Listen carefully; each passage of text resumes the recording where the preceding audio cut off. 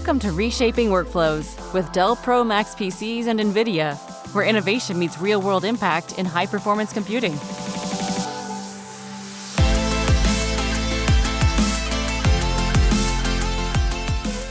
Welcome back to another episode of Reshaping Workflows. I'm your host, Logan Lawler. I've got Cindy here. Fantastic.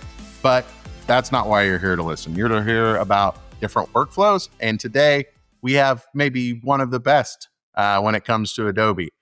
We have AJ with us. So AJ, take a second.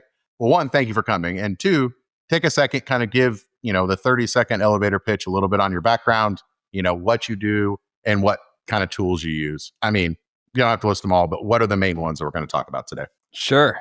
Well, thanks for having me on. And gosh, hello, everyone. My name is AJ Blyer. I'm a DJ director, and I specialize in doing a lot of action commercials.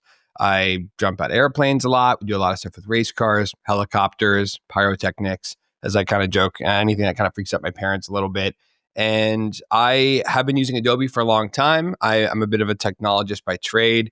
I worked with computers kind of growing up and started as an editor, and then didn't really have that many friends that wanted to shoot videos like I did. And when you start shooting stuff for your own videos, you kind of realize that is directing, and kind of slowly made the transition from editing to directing, but still have my hands pretty deep in both. I become attached at the hip with Adobe's workflow. So I use Lightroom, I use Photoshop, and obviously, of course, Premiere for all my video editing. And I love it. Fantastic. So I think before, and Cindy will probably lead a lot of this episode because it is all M&E, and apparently I don't know Adobe well enough to be in the booth to speak on it and at Adobe Max, but that's neither here or there. But let's go ahead and key up. You mentioned that you have kind of a 60-second director's kind of reel cut. Before we dive into that clip, can you give just kind of a high level of what people are going to see in the video? Sure. Yeah. It's funny. There's a lot of different ways to make videos these days and more camera options than ever. Rather than kind of explain to someone the kind of style that I have as a director, I often will just show them a video that looks a lot like this. Roll the clip.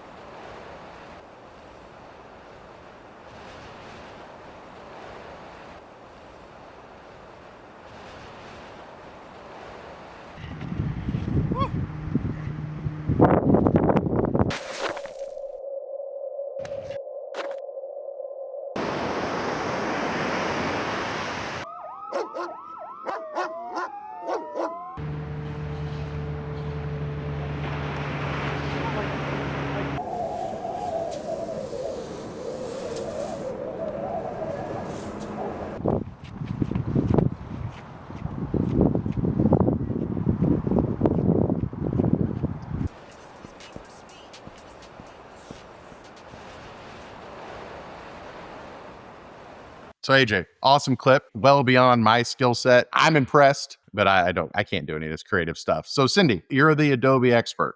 But yeah, so AJ, how did you did you always know you wanted to get into this industry? What was your journey to this point? Oh, man. Well, okay. So I grew up and I was particularly unacademic. It sounds really romantic looking back, but I would spend all of my time in high school. I just loved making videos. It started by learning the hard way that I wasn't cut out to be a pro skateboarder like the rest of my friends. And then we kind of transitioned from middle school to high school from skateboards to cars. And then I got really into cars in like a big way. I kind of discovered the TV show Top Gear and would spend a lot of time with my friends trying to recreate that show with our little Honda Civics and stuff. And I loved it. I loved it so much. I got so into it that I really started to spend every weeknight and weekend on my free time doing this. And it was really fun, but I really blew off my school in a big way. When it came time to to graduate, it kind of caught up to me in a less romantic way. And I applied to every film school on the planet and did not get in. It sucked. I did not get into a single college. So with that, I kind of had a real ego death at about 18 years old and got a retail job. And it ended up being the best thing that ever happened to me because I really had this life plan, like, oh, I'm going to be a filmmaker and go to film school and do that whole thing. And once that went out the window, I just kind of got a job and just figured, well, if I'm not going to be like a successful person, I might as well just spend all of my free time just doing the stuff I love doing. So I dove in unapologetically to my hobby and spent so much time doing that I ended up getting kind of decent at it, probably more time than I would have spent on it had I been balancing it with the traditional academic path. And then YouTube comes out and I thought, it'd be cool to, there was no business plan to any of it, but I was like, it'd be cool to at least get some comments on this stuff. So I started posting some videos online, got rather lucky, and a few of them did well, gained me some attention from my local car community, including some small business owners.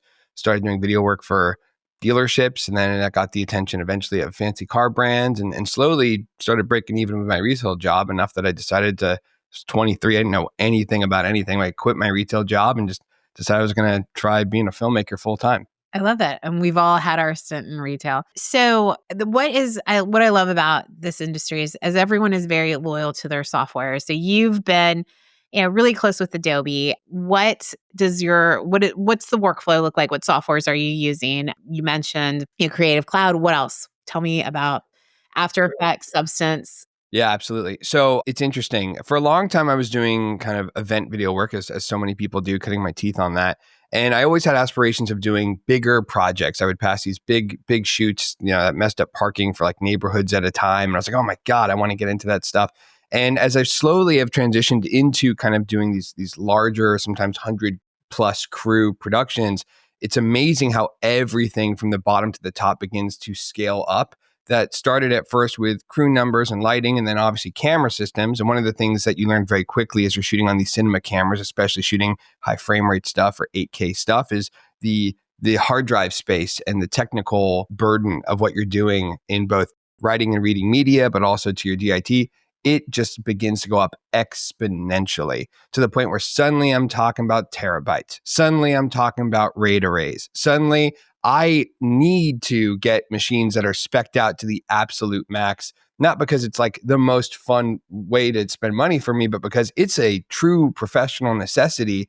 And to have anything less than that is just going to be time spent. I'll remember forever when I started shooting on these bigger systems that I was originally a little bit late to upgrade my machine. And one day you have to leave with all the footage out of the camera and on your hard drives, right?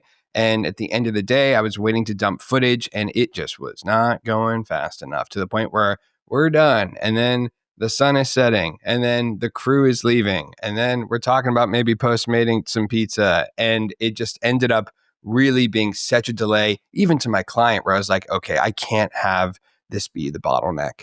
And as you start upgrading your technology solutions throughout production, sometimes you're going for a higher fidelity or sometimes that greater frame rate or something. But sometimes really just the most valuable asset of kind of technologically advancing is just time saved. And on production, where everything does get so expensive so quickly, that ends up becoming a really important value proposition really, really fast. So I've been using Premiere for a long time in Adobe and Photoshop. I have messed around in After Effects a little bit. I have slowly learned as I try to do things that are kind of at a broadcast level quality that I know After Effects enough to drop a couple terms and earn the respect of my artist or do an unrealistic red bouncing ball kind of decently. But once you realize that, I do work with a lot of more talented After Effects artists and people that can do what I do at a bigger level. But I still love to do all the edits myself as much as I can. I'm pretty into that. So I'm sure, and without naming brands, you've worked on other products. What are you most excited about working, on with the new Dell Tower that we're about to send you? And what would you say is the importance of having a dedicated GPU for some of these softwares? All right. Well, a lot of these new cameras shoot 4K, 422, 10-bit footage, and that's a codec that is really heavy to play back. It's very CPU bound. And in the past, what you have to do is you have to get these massive files and you have to transcode them. You have to do proxy creation, and sometimes even play back your footage at half resolution. And it's a really annoying thing when you're trying to paint a picture as an artist to to be bound to wait almost to take the paint out of the paint tube, or to almost paint your painting at like a reduced resolution and then trust that when you finish it, it'll be at twice the quality. These little things, I mean, it's amazing how technology doesn't always iterate all at once. I remember, like, for example, the sensors on cameras now, we can do 12K, and that's kind of, people are saying about equal to human eye resolution, but like screens are too expensive for that. Hard drives are getting really good at capacity, but to upload and download data is still in the Stone Ages comparatively. And oftentimes when you're working with these massive files, you begin to feel the bottleneck become your CPU and oftentimes your GPU, and to wait to render. I will remember that in the early days of editing, when you would render something, that was a hands-off process on the computer. Like, you couldn't do anything else in the editing software and just kind of wait for it to process what you had done. It was brutal. And once they found a way to allow things to render and you could still work around it, it just creatively was like taking off ankle weights. I have been feeling lately that as these computers or as these cameras begin to create, bigger and richer files, even GoPros are starting to make these amazing high quality files. The hardware that I've been working with has been a little bit of those ankle weights coming back on. I love to go fast in everything that I do. It's kind of my whole personality. And to get slowed down physically or technologically kind of sucks. And I'm really excited because these new NVIDIA chips and this new Blackwell machine, the specs are unbelievable. And I'm really excited to just be able to churn through this footage and just get faster to the painting that I like to do as an artist. Which I love. I mean, and that's the thing, is that we won't mention, the other OEM, but one of them, has natively kind of a 422 encode decode, which really, like AJ, you were describing, is allowing that video natively to be able to process very, very quickly.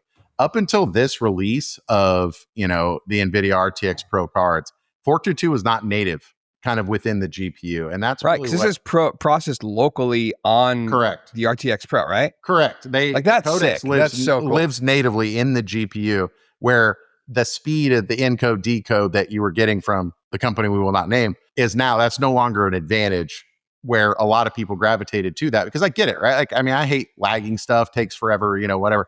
But now with Blackwell, that is completely solved. And plus, other things that you can do with it. But that is a huge advantage of Blackwell outside of the AI, outside of the Tensor Cores, outside of everything. I think people kind of, aren't really talking about a whole lot. And if you're an M&E, you're using Photoshop, specifically Premiere Pro, doing stuff with video, it's a huge advantage.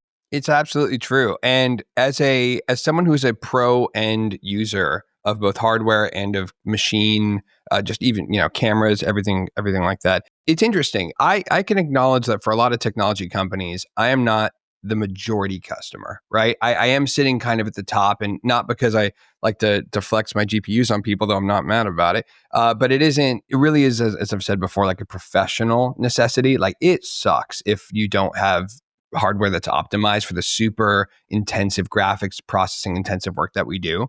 And in recognizing that I am not the majority customer, you often see a lot of innovations in hardware just be tailored for the masses. And you see that in software too. I mean, I will say there, like, I will mention this, like, I was at a time a Final Cut person, and it lost its way because it started just getting very consumery. I discovered Premiere, and it was just the answer to all of my questions. It allowed me to create work at the fidelity that I wanted it to be at. And it really helped me grow as an artist. And it made me really appreciate brands like Adobe that really are centered around the pro user.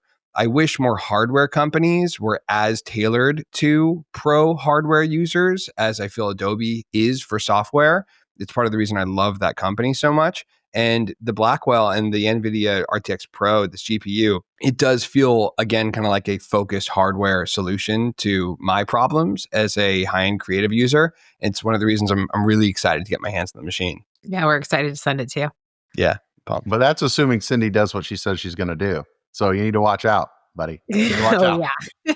We've got an entire campaign just built around AJ getting his new tower, and we're excited about it. I am so excited. I will say this, it's a special moment for me. I even working with Adobe in this way, like I was someone who is a self-taught creative, and I'll tell you, being a professional creative, kind of a weird gig, because if people like the work, it's kind of vulnerable. You're just saying, this is my stylistic preference on things. I suppose this is true for any art. And if your phone rings, you're like, yeah, I'm a creative genius. And if it doesn't ring, you go, I suck. And I should just maybe my sensibilities are off. I learned Premiere one YouTube tutorial at a time, the same way that I learned Photoshop. And I thought I liked the work that I was beginning to produce out of it. But every time you advance in that software and you look up a new tutorial, you go, oh my God, great. I know how to do that. And then you think about the person giving that tutorial and you go, oh my God, I don't know anything. Like it's both inspiring confidence wise and humbling at the same exact time. And step by step, I just learned it one tutorial at the time. And I kind of felt like I was hacking my way through it. And I kind of knew how to do what I do, but boy, there are some living encyclopedias when it comes to software knowledge. To be endorsed by that company and to have a chance to represent it as an artist is really meaningful. And I absolutely extend that same feeling to Dell and to this hardware. It takes just an almost unfathomable amount of research and R&D to bring something to market in general in hardware. People don't realize, I mean, it's like hardware except with all the joys of supply chain stuff. And then on top of that, if you're trying to push the envelope in a hardware way, it's just an even bigger push across the board. So to have the privilege of being able to use these machines to be alive at this time in history, I think is really exciting for hardware. And then just also to be on the podcast, I'm stoked. This is a great time for me. I'm so happy. Excitement is infectious. I love that. So I want to talk about AI a little bit. And I know Adobe kind of was the trailblazer in starting to integrate AI into their softwares. You had text to texture in Substance, you had, text-based editing in Premiere. How do you keep up with all of the software advancements? And are you leveraging those features in the tool sets? 1000%. And I want to shake every person that's not exploring AI in either hardware or software by the shoulders and really tell them respectfully to just kind of wake up. The best analogy I can make, and I often start with this before I just talk about like the benefits of AI from like an objective perspective, because the benefits are there. You don't have to take my word for it. I remember my first camera ever was a Canon Rebel. It's a little DSLR camera, and I love that thing. And it was my first camera that was like a professional camera, meaning like the lens could get exchanged. It wasn't my home handy cam.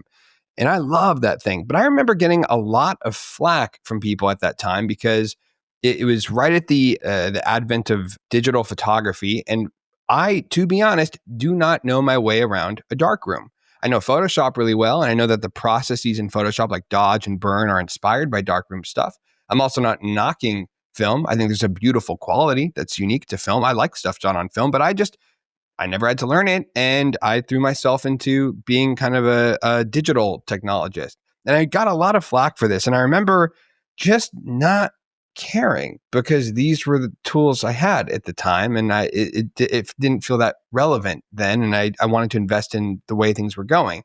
And looking back, I see a lot of friends of mine, very talented friends of mine, who just were ostriching a little bit, putting their head in the sand, were late to that jump because it is unsettling as an artist. You kind of figure out your secret sauce, your own process, and then to unravel that with innovations in technology, it is uncomfortable, but it is also kind of a constant, and they ended up having to play catch up a little bit. The moment I saw what Adobe was doing in AI, I remember we had like a lunch and it was shown to me, and then I woke up the next day because my head was just spinning. And it was so apparent to me once again that this is the direction things were going.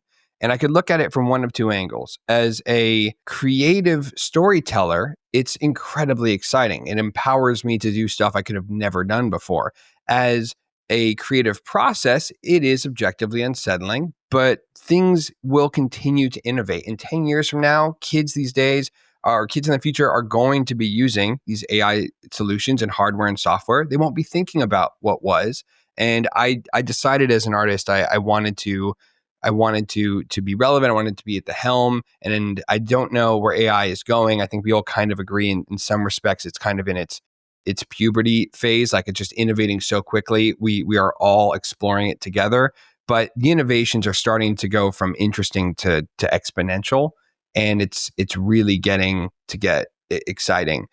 I've started to use AI in a number of different ways. And I think what's really important to people out there is not necessarily to throw away your process in exchange for AI, but to have an awareness of all the AI solutions out there and then to plug in the solutions that supplement what you do. There's a ton of ways to use AI out there. And I have taken it upon myself to be relatively familiar with all of them. I'd say in my professional workflow, I use AI maybe 30 to 40%. I wouldn't say it's the majority of what I do throughout now, but I'm 30 to 40% more efficient and creative and evolved as an artist. And I think that's a really meaningful figure. And it's just getting very, very exciting. Obviously, the updates with AI have come to software first and are now beginning to trickle down into hardware, but the promised land is coming close. And I think hardware is really interesting because in a way, I feel similar to hardware as I do as a photo editor. If you do your job as a photo editor, you almost don't even notice it's there. It's kind of like a silent partner for you. It's not really interrupting your way that you take in a photo. In fact, if you notice that it's there, then it's probably not the best retouched image. There's a lot of work and energy and creativity that goes into developing these hardware solutions, but it should hold your hand and allow you to do your thing more effortlessly than it should be something that you have to navigate. Going and looking at your portfolio, is there anything that you wish you could go back and redo, like having the tools that you have today? Yeah, there's so many. Are you kidding me? That's like what makes this so exciting. One of the things that was a big revelation for me is I would look at the work I was doing, which felt, and I couldn't put my finger on it, kind of pro-amateur, kind of prosumery in terms of its fidelity. For a while, I felt stuck at that tier.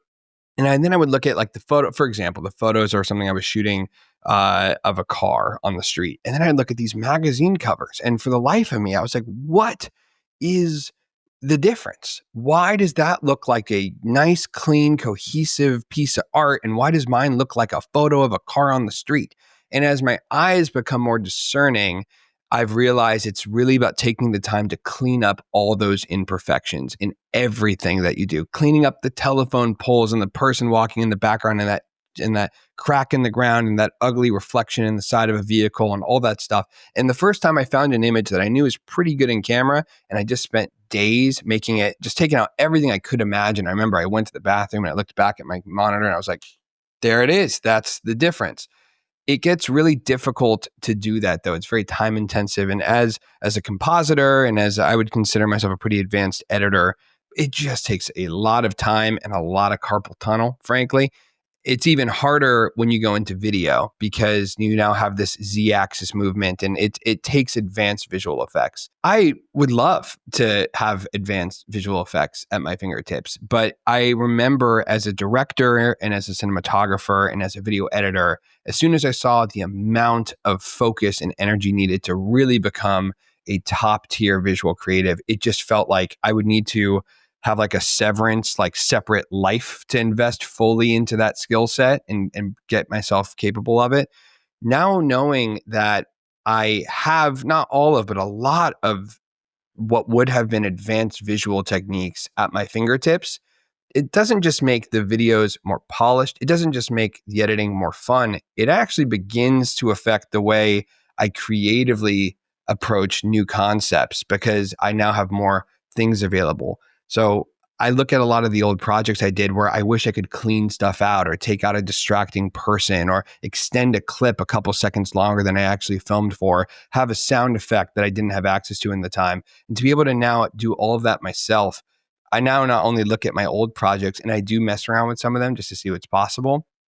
I also, when I get new creative in, I'm able to spend less time cleaning up an exit sign by a doorway that would take someone on a ladder and a bunch of tape to kind of make it disappear when I just know I have the skills to Greek that out or make it disappear in editing with just a couple clicks. That's so cool. And how do you feel like, as a filmmaker and as a director, about some of the tools. People are creating content now and editing like on their phones. And, I'm not a creative person. So for me, that stuff looks really good. So can you always kind of tell, or what are your thoughts on that? Is that something that, you're afraid of, where it's just getting better and better? How do you navigate that? No, it is interesting. I feel like I'm answering a lot of your direct questions with like an ethereal kind of like, let's rewind 15 years. One of the things I learned when I was doing tech support professionally, which I did many years after high school, is when people would come to me with their hardware or software problems, there was always a different energy that I would find. One of two. Sometimes I'd find people, sometimes younger people, saying, this phone's all messed up, this computer's messed up, I hate these problems, fix it for me. And sometimes I'd get people, sometimes older people, coming in and saying, hey, how do I'm not using this correctly. How do I understand it correctly? And I just remember the cool factor being so different between those two people. And I made a promise to myself when I was at that age that, I don't have to listen to whatever the current music trends are or dress in that way, but I'm really going to try to be careful to not be just like a naysayer of the way things are going and explore and be an active participant on that ride. A lot of people are shooting visually or vertically now, and I respect it because it is. We have always shot and captured content for the way it's consumed. We were shooting when our screens got bigger, we were able to shoot at higher resolution. And now that we are consuming content shorter form, that now we're shooting shorter form ads. And if people are consuming it on their phones, then we're shooting vertically now. And I think the best kind of content out there is stuff that you actually get out and make and stuff that people are watching. And it would be kind of silly for me to really poo-poo new age short form vertical content when the reality is that's probably the majority of the kind of content that I consume when I'm doom scrolling at 2 a.m. So I'm part of that as well. I will say I'm in the sport of, I like as an artist, what's exciting to me is creating the absolute most refined, polished visuals I can. That's just what gets me out of bed every day. I used to be kind of a volume shooter, especially in the event world and shooting cars and just getting as much stuff as I could. Now, what's really exciting to me is those days where you're able to spend all day on a beer pour and be like, didn't get it. Just that absolute OCD. I'm being a little hyperbolic, but like just really refining. But what that takes is two things. It takes time to just dial something in and not be rushed, but it also takes really high-end tools to capture stuff that is at the highest level.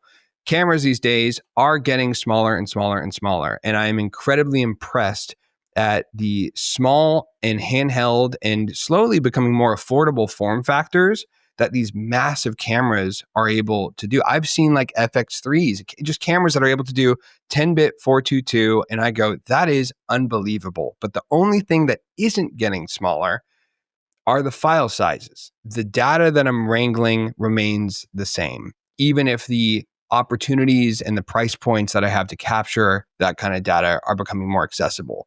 And on the contrary, when I max out a brand new GoPro, Hero Black, like we did a commercial, we were kind of doing a live race between some pro video game players. There's a website called Type Racer, and you can learn how to type on it. And it's an active race online where you get a sentence, and the first person to type out this phrase correctly, their car goes across the line, almost like kind of like a county fair game, and you win. And we wanted to do that for real. So with some professional video game players in a race car on a track. And if they messed up, you hit the brakes. And if you get it right, you're going. And it was kind of a fun challenge. When you do experiential stuff, you kind of have a different approach. It's not one big camera, often like a movie might be. It's about coverage because you're doing a live event. So I have GoPros rigged everywhere, inside the car, outside the car, on a camera car outside, people on the sidelines. And when you get that kind of footage back to your desk, I'm not dealing with one, day's worth of footage of 422 10-bit. I'm dealing with like 7 or 8. I also just finished my first little mini documentary, which I'm really excited to release. And that was days and days of a ton of camera work. Now, what's cool is that one of the big efficiencies we're getting out of AI and out of Adobe Premiere are smarter ways to organize and look through and find all that footage. Things like text-based editing, as you mentioned. If I'm looking for that shot where he talks about the red balloon, I can search red balloon, and kind of similar to your smartphone now, it will pull up that media. That's awesome.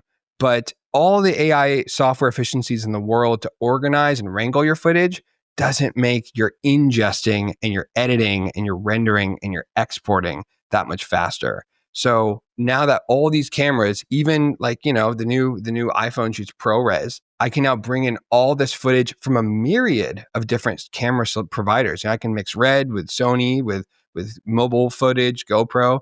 And from what I understand, this new Blackwell, line, it's just going to be able to process it all right there and just make it nothing. Exactly. So You've been excited for quiet, that. Logan. I know. Well, we've like shut him up. This is amazing. Oh, We need no, to I'm have sorry. you on the I podcast am. This is more. going to be the ratio of talking. just talking. Talk. All right. So we're getting kind of up against it. Let me ask one quick question. I'm curious, is that what AI tool that's embedded natively into Adobe, whichever Adobe product, doesn't matter, that when you first used it, the one that was just like, oh my God, I didn't know that I needed this, but now that I got it, I never want to let it go. Kind of like me and Cindy's friendship. Without question, the first time I experienced generative AI in Photoshop, and it's starting to come to Premiere now in a more meaningful way. I'm split between those two programs, but it's nuts what you can do in Photoshop. And I remember the generative AI tool when it first came out. That was kind of the first big heavy hitter in, I think, the Gen AI space as a whole. The clouds opened up, and I suddenly was like, oh my God, and I saw the vision. I am used to combining a lot of images together. I'm used to trying to find an image online that I can use to paint or copy a texture onto things. I consider myself a pretty advanced compositor. I can make most things look rather photorealistic if it's a concept I have, but it just takes time. It takes so much time that I often will have maybe concepts in my head I'd like to do that just aren't worth the effort to execute, because it really, to make it perfect at a quality and a finish that's I like to do, it just would take too much time. And to circle something and to have your vision in there and have it pop out and just be there, not only a nice blend, but a texture. It became suddenly at first, oh, can I remove this and this and this and this and this? Click, does it. And I go, well, could I add something in? Does it? And it just served to me as a really great metaphor of, I need to start thinking a lot bigger at the creative inception of my process. I had this idea and I wanted to make sure that it would work. I went to Santa Monica Beach and I put my camera on a tripod in the sand, and I set it up just looking at the sand, and I had myself crawling on my stomach, exhausted, through the sand. Behind me, PCH, cars, surfers, palm trees. But what I did is I wanted to make sure that was kind of in the back horizon.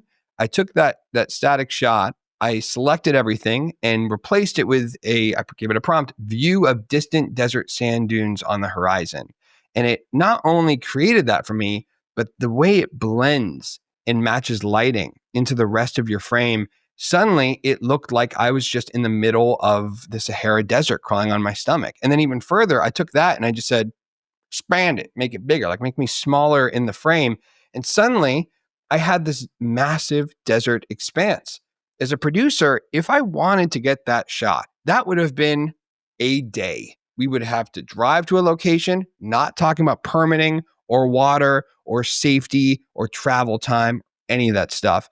And I just did it for free in a public location with my own camera and a tripod. So those generative AI, I think, is going to create a whole new generation of probably the best storytellers that we've ever had as humanity, because they're now not encumbered by the technological gate of learning all that creative, but they have your hardware and they have this amazing software, and it's kind of whatever they can dream up.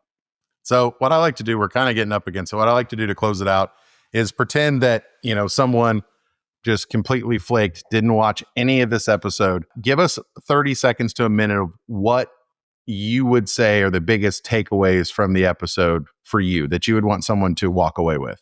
I think as a creative, advancements in your secret sauce and your process can sometimes be a little intimidating, but they can also carry the tools to really elevate your craft in an amazing way. And I think great artists are always creating, and they're more excited about the opportunities to create than they are about losing whatever kind of footing they have or making everything perfect. every once in a while, a big technological advancement comes out, like the advent of the internet or even digital cameras. And I think with AI, both in hardware and software, we're living in a really special moment in time where more opportunities are available to me as a digital artist than ever before. And I'm really excited to see what's possible with this new hardware solution. I love it. So tell everyone, I mean, we'll put it in the show notes, but where can people find you on social media if they want to check you out, or your website? Thank you so much for listening to the sultry baritone of my voice for this long. If you want to listen to it more for some reason or see some of my work, you can find me on my website, ajblyer.com, Bleyer. I'm also on Instagram by that same name. And thank you so much for listening. Of course. Well, Cindy, thank you for being a partner in crime once again. And I love this episode for a lot of reasons. One, other than AJ was like fantastic to talk to, but is being able to, as a creative, see that there are a lot of things built in, not, standalone tools necessarily, but that are built into your workflows. Ultimately with Adobe, like the example AJ gave about being able to insert sand dunes with perfect kind of, not a creative, but look, feel, texture, like you were actually there.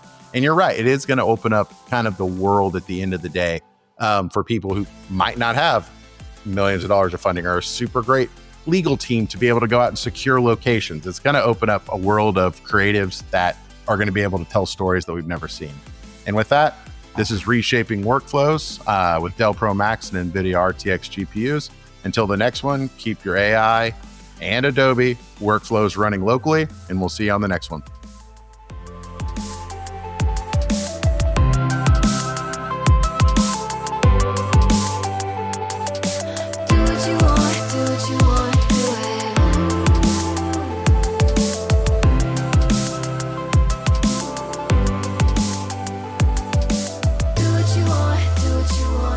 This podcast was produced in partnership with Amaze Media Labs.